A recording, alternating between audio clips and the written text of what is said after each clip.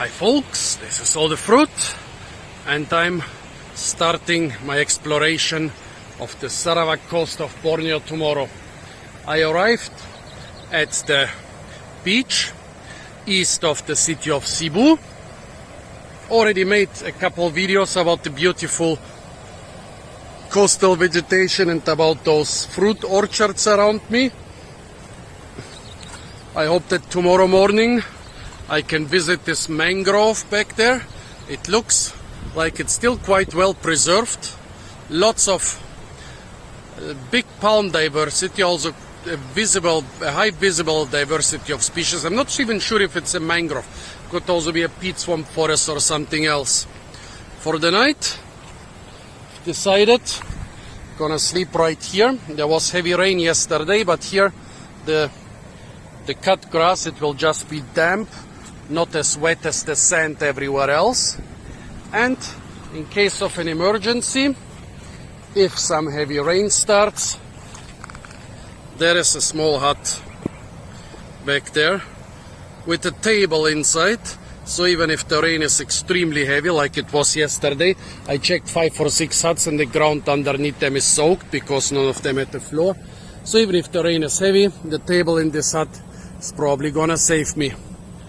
Yeah, I don't know if somebody might remove me from here either late this evening or early tomorrow morning. That's why I'm making this introduction right now, right here. A big bat just landed in this little tree or big shrub which has edible fruits. And you know what big bat means? Fruit bat. I thought all the fruits were unripe. Oops, there were 2 of those in there. 2 big fruit bats. At least 2 big fruit bats enjoyed something in this tree. How can I turn on the light? I thought the fruits are not ripe. They are quite tasty, I eat them too. But maybe those bats, they know something I don't know. My sleeping arrangement is very simple and basically the same I would use in temperate areas. This is not recommended at all. Not only do I have zero protection from rain, but I also saw a snake nearby a couple hours ago. There are scorpions, spiders and other critters. You shouldn't do this in an equatorial rainforest. Well, watch my videos and you will learn how not to do it. So there was lightning around me for about 2 hours until it started raining gently. I'm now in the hut, sleeping on this table, which is too short and also too hard. Funny thing, it was there was lightning all the time, but no thunder. Don't know if it was far away or whatever. Also, those folks really seem to like beer and Coca-Cola. Also, I noticed during previous visits to Borneo, after some time I had eaten so many different fruits that the mosquitoes left me alone. But in this case, no. Those mosquitoes here are particularly vicious. I have to reapply new mosquito spray every 15 minutes. I remember I didn't use mosquito spray for months on previous visits, probably because I was smelling of so many toxic fruits. Raining gently all night, not even stopping in the morning. So for now, if I don't want to get wet, I'm stuck here. Wondering how I'm gonna explain if the owner comes over. Finally, around 10:30 I'm taking off. There's still a little bit of rain, but don't want to wait anymore. Amazing, all those gardens and orchards just meters away from the sea. Already made a couple videos on them. Crossing a farm with a couple beehives, cucumbers, corn and trees and bananas here and there. And finally I'm hopefully able to reach the road. Ferns are everywhere here. This is Salvinia, a fern which is swimming on the surface of the water. Not even like a water lily which is rooted in the ground, but it's floating totally free. And the jungle I wanted to explore, fortunately, is behind about 50 meters of low secondary vegetation. Over there it seems to get closer to the road. Looks like over there somebody has randomly planted bananas at a couple places along the road. I'm not interested in those. I want the wild bananas. No ripe fruits on this Singapore rhododendron.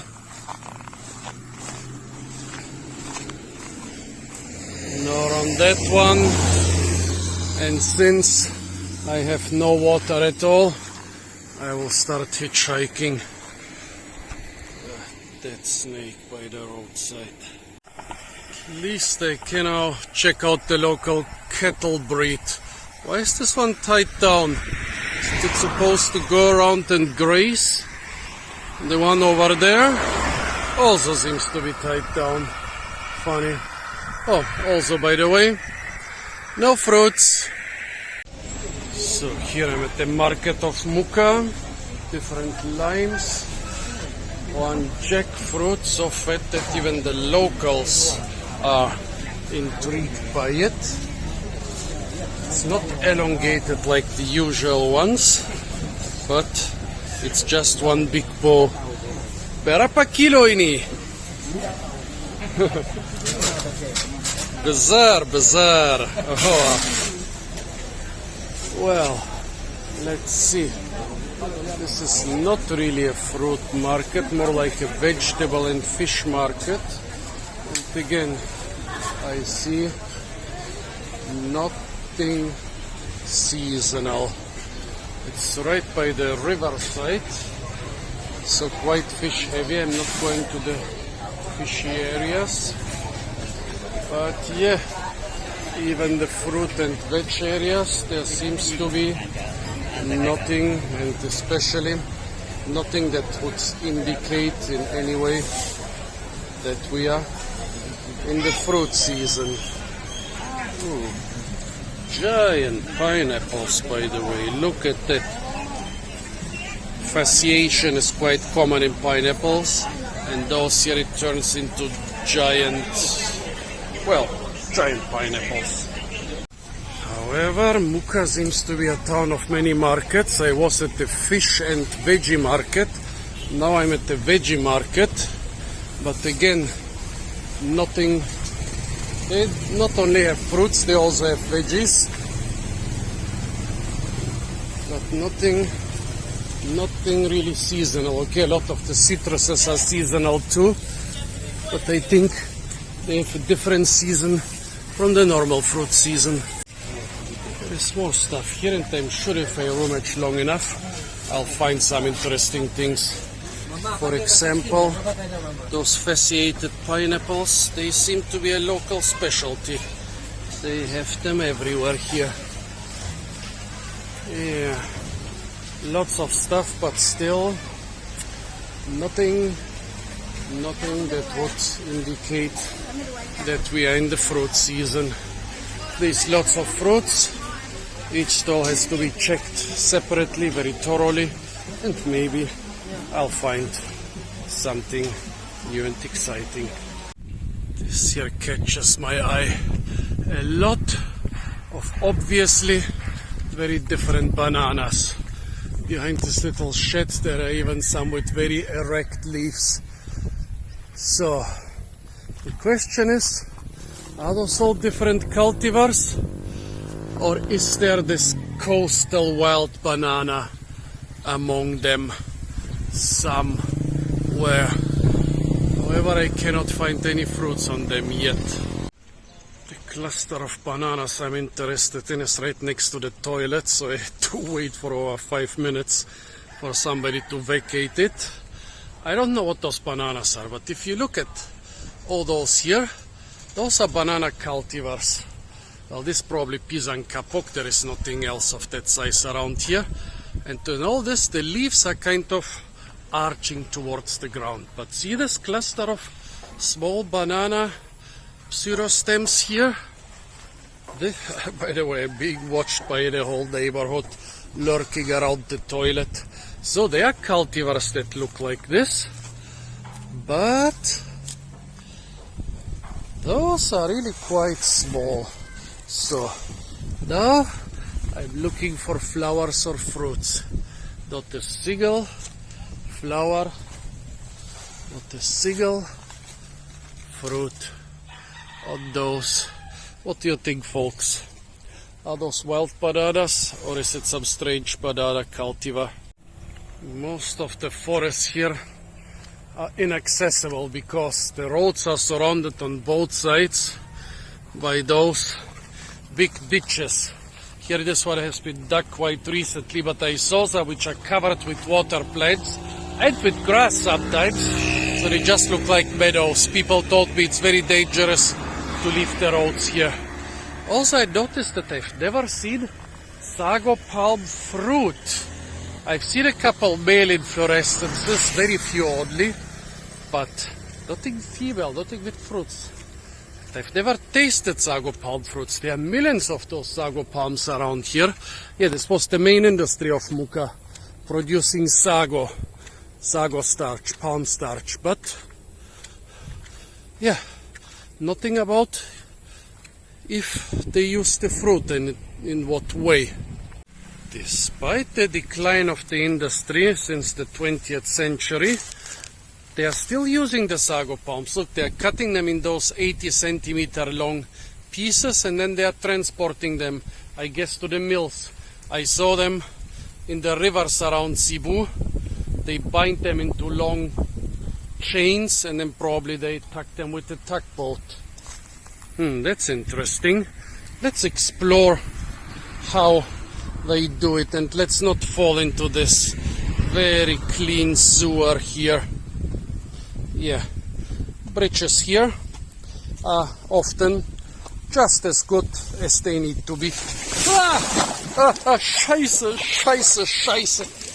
I said don't fall into the sewer. Oh my, yeah, my shoes, my pants, oh my.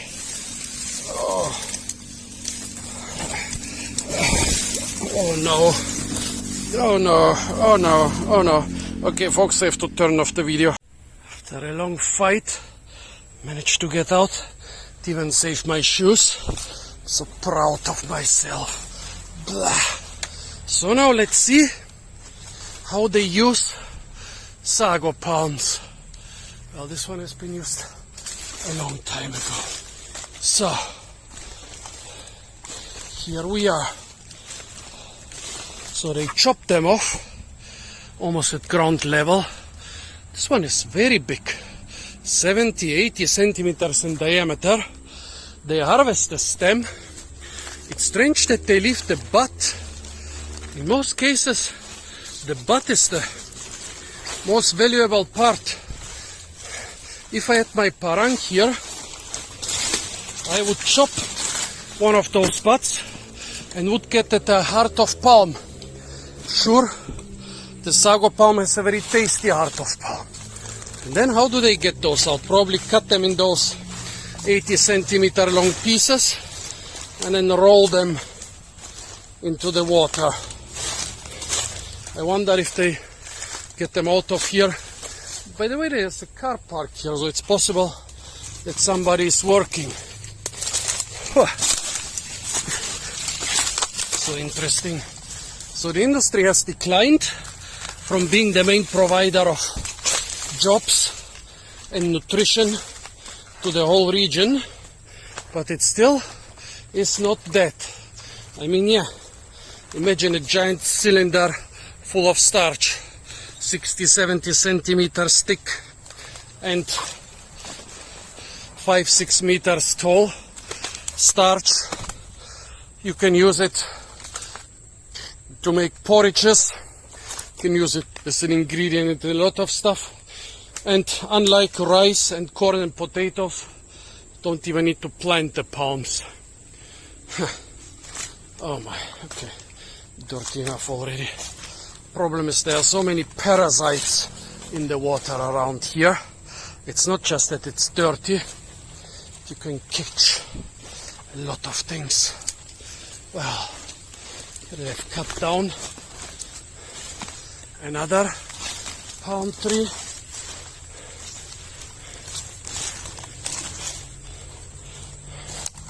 And here it's actually possible that they took a small piece of the heart of palm. I mean, if you are harvesting a lot of trees every day, you don't need to take such a big piece of the heart of palm. Oh, let's see. Some water bottles here. So those workers, funny, this sap here. So the workers could be around. Car and water bottles. Those are a lot of traces. Oh. Here they have chopped off another one. Here another one. Now look around. Here they made those pieces. Something is moving back there. There is somebody. I think I found the people. Oh yeah. Hi Mr. Apakbar. Okay. He's a little bit shocked that there is a white man. Well, yes, so they basically peel off the leaves and the bases of the leaves and all the fibrous stuff around here until they are left basically with the woody part. But this wood, you grind this up in the mill and you get Sago starch or tapioca. Yeah, I think tapioca was the same. Here another tree. And here some animal has been eaten the heart of palm they left behind. Look at that, he's chopping off, he's peeling it with the long parang. That's, oh, let me try and get there somehow.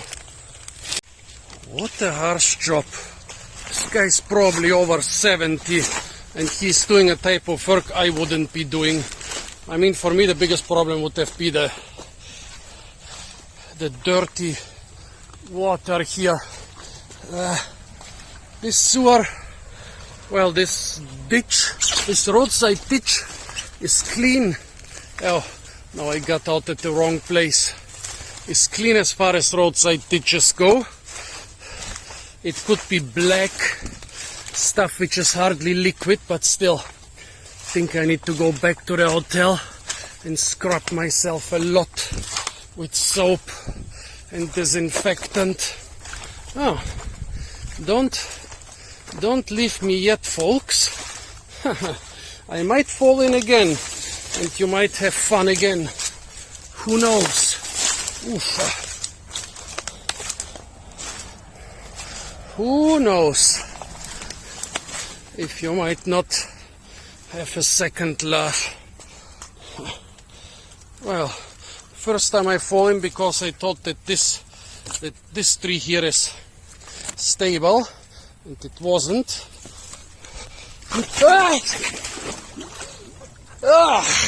Now I know better, but I still slid in. Here is the guy again. Oh, looking at the stupid white man falling into the ditch. Into the horribly dirty. You cannot imagine the smell of this muck. Now I'm caught here, not even with the vine, but with some plastic. Oh my God. Well, at least he's standing here, checking if I need help. I guess if I don't make it out myself, Maaf papak. If I don't make it out myself, I guess the guy almost twice my age, at not much more than half my weight, would have helped me out. Oh my, look at this clean water. See you again, mister. If you're asking me, as long as I don't get a killer worm infection or something of that kind, which is totally possible, because the ditch comes right from this toilet I filmed with the bananas just 15 minutes ago. If I don't get any crazy infection, it was still worth falling into this stupid ditch twice. All the people are looking at me like stupid white men jumping over sewers all the time. Finally he fell in one. Ha ha ha. Well, let them have a bit of fun. Said as long as I don't get any crazy infection from this, I'm cool with it.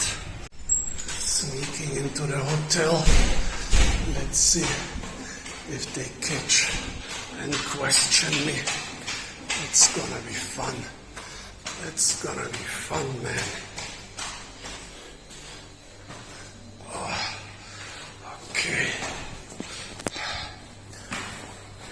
Made it to the floor. Where is my key? Should have taken out the key first.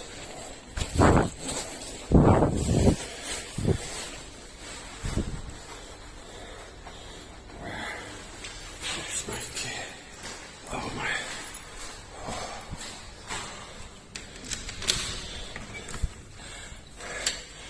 Made it into the room unseen.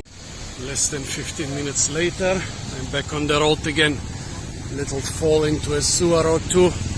I'm not gonna stop me from fruit hunting. Mukah is actually quite a nice city. Well, town actually. Huge avenues, beautiful parks, a nice mosque, monuments and stuff.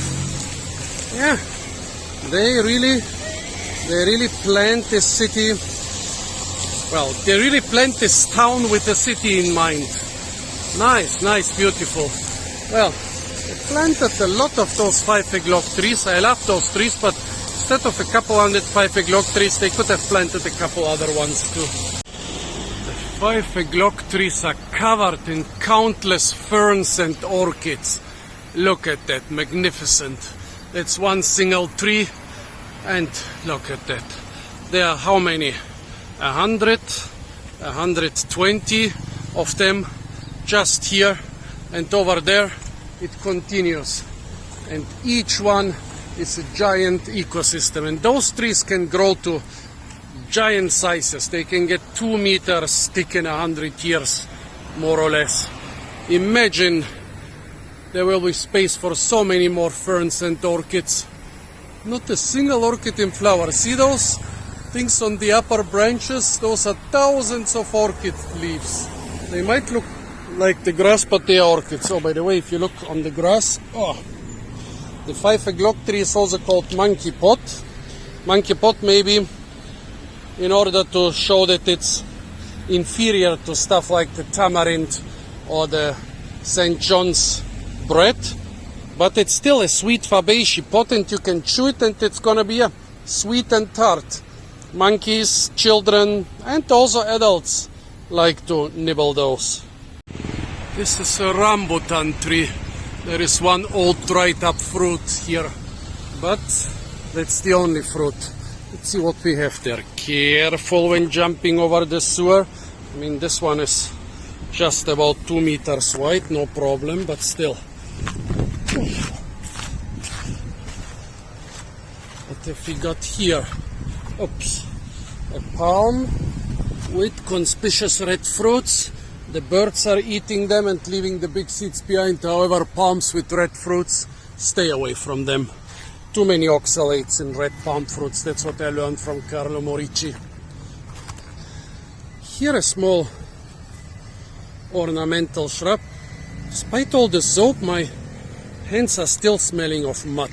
Blah. Well, this viscous ornamental shrub has some small fruits. I doubt it's considered edible. Here a lime, but no limes on this one. A lime shrub without a single fruit. Over there was a strangling fig on one of the 5 o'clock trees. It's funny, they don't usually remove those trees, even in parks, those strangler figs, even in parks and gardens. I guess they see it as kind of natural when they replace the original tree. Many of those stranglers actually have edible fruits, but nothing right now. Always forgetting the name of this one. It's quite popular even on the Canaries, and I think even in the Mediterranean. Please write the name in the comments. I found it out a couple times and then I forgot it. It's not edible. I'm not gonna try it again. Oh, the mud from the sewer has got into a blister I popped 2 days ago. Not good. Don't want this stuff inside of me. Here a lot of cicadaceae growing in a group next to this mosque in this beautiful park, which is unfortunately not too biodiverse. The seeds and fruit-like structures of those, they are gymnosperms, so not true fruits, are toxic, even the ones which are called bread ferns, so stay away from them. Oh, by the way, what I thought are orchids, I'm not so sure anymore. They could also be some small ferns.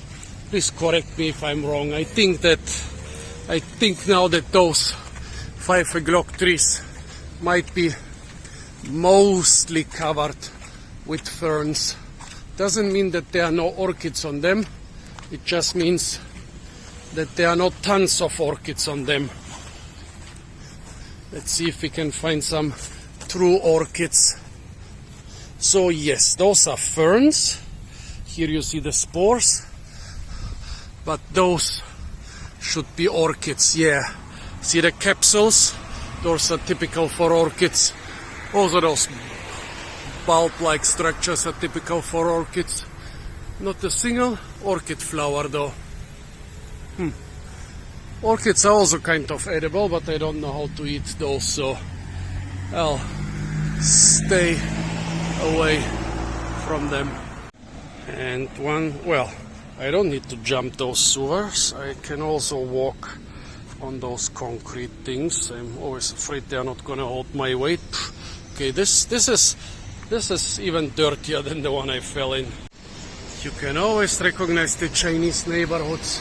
Even if they build just 10 buildings, they will build them 10 stories high and in a defensive formation. Here are whole neighborhoods which are, 3 stories high with single access roads. I mean, the Chinese who came here to those not even rural but jungle areas, they were city dwellers. Also, from time to time they are exposed to raids and pogroms. So sometimes, well, not in this country but in some neighboring countries, so they like to live in defensive settlements. Malayu people or the local Iban or Dayak or so, well, the Iban and so on, they often live in long houses, and the local Melanau here have very defensive, tall, long houses against the Iban. But the Chinese, it's most pronounced. It's like, with all the people who live in such a settlement, you can easily defend it. And here they have some noni, the smelliest fruit in the world, but it doesn't smell until it gets ripe. You can have this for a week in your backpack and it will not emit any smell, and then within 2 hours you will basically have to throw away your backpack. Also, they told me mango season is starting. Yep, those are not ripe yet. Doesn't mean that the local people cannot use them. They will pick them and then they will either pickle them or spice them with a lot of salt and pepper and still eat them. Well, hopefully there will be a couple ripe ones for me. On all the markets of Mukah, I just saw one ancient Bambagan or Bowang mango, nothing else, no other mangoes at all. Because the parks of Mukah are so extensive, I hardly ventured into any areas with private gardens. Let's change that so that you see at least a couple fruits. Here a lot of coconut palms, some of them so low that I could actually harvest the nuts. They seem to be on public ground. I don't think anybody will tell me anything. Pandanus, very important plant. The buds are being eaten. Oh, sewer again. Okay. This thing is shaking. Oh my. This thing was loose. Okay, well, pandanus. You will find the buds on markets. You will also find the leaves on markets. They are used for weaving. The fruits of some species are also edible, but usually not so desirable. Here a papaya. I think here somebody was clever and thought, haha, this stitch is gonna stop everybody but me. Here lemongrass. Oh, they take very good care of this lemongrass. Here a matua tree behind this papaya. Let me show you the very signature leaves. Purple sugar cane. This is just as edible as the normal green one. Here a soursop, and here a second one. No fruits on them, but here are already new flower buds. Those are some tsingibareshi, some ginger or curcuma or whatever, but I cannot recognize the plants. This is a little ornamental collection. Behind it a soursop with the fruit. This fruit still has to grow a lot. Mulberries. Various cacti. Well, basically the only two cacti I've seen around here. Dragon fruit. Yeah, dragon fruit is actually a cactus fruit coming from those plants. And here's amupancha, which is mostly ornamental, although I think if they cut the young leaves and put them into some hot sauce, they would totally like it here.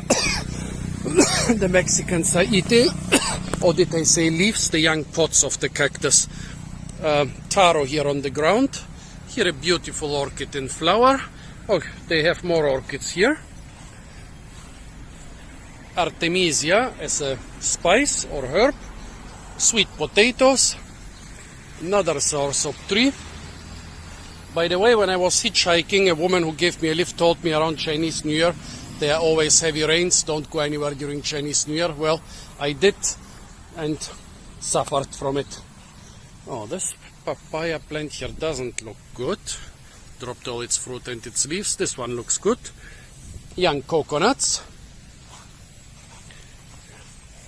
This seems to be ornamental. I always forget the name of this little fruit here, but they like it a lot. I don't see passion fruit as much as I would like around here. Look at that. It's growing really well here, producing lots. So that the big round things are passion fruit, and the small elongated ones, I always forget the name of this one. This here is almost ripe enough to be picked. So, yeah, beautiful garden. Let's see. In Germany, somebody would have already started yelling at me, despite the fact that this is most probably public land. But here they are chill.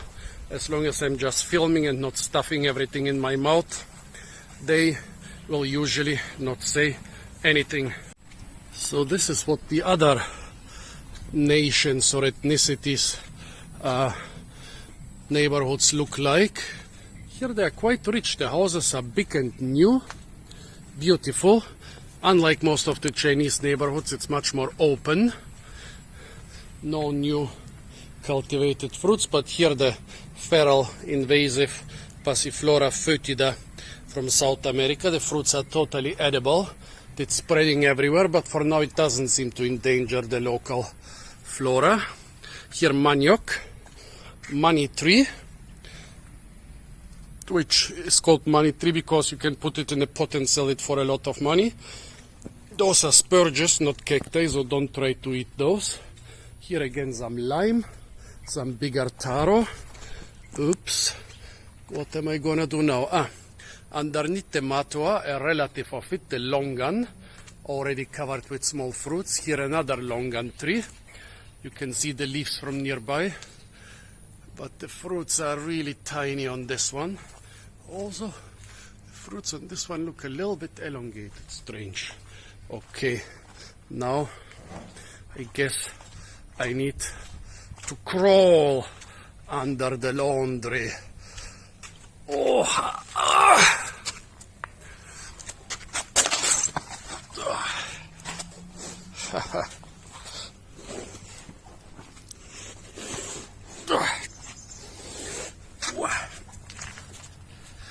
and one more.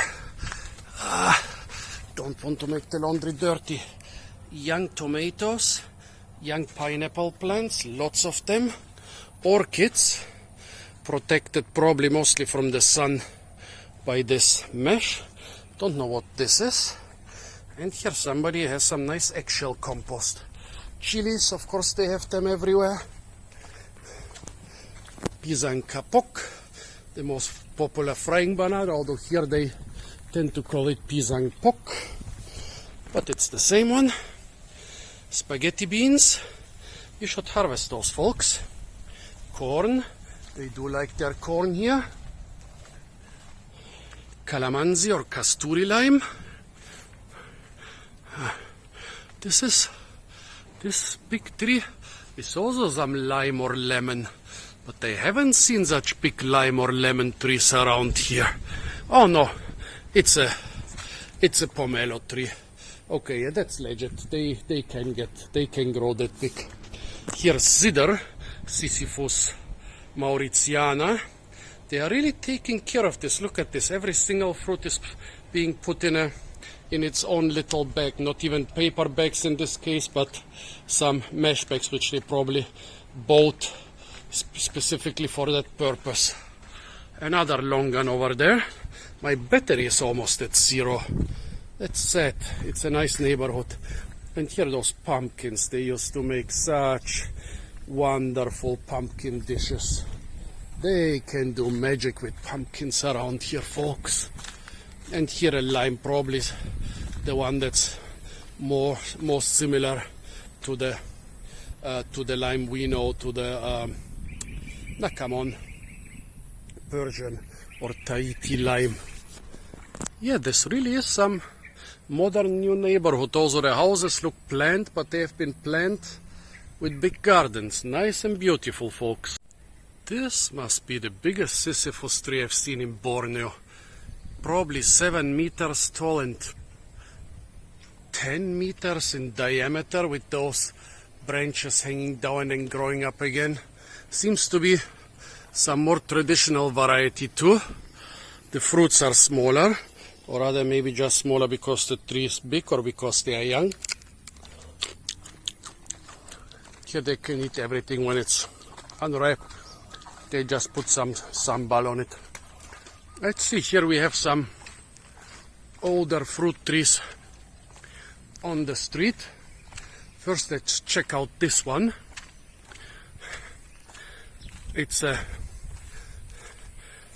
rambutan tree. Couple fruits still hanging up there. Here is some rich gourd, which was not harvested in time. A lime, and again the invasive passiflora.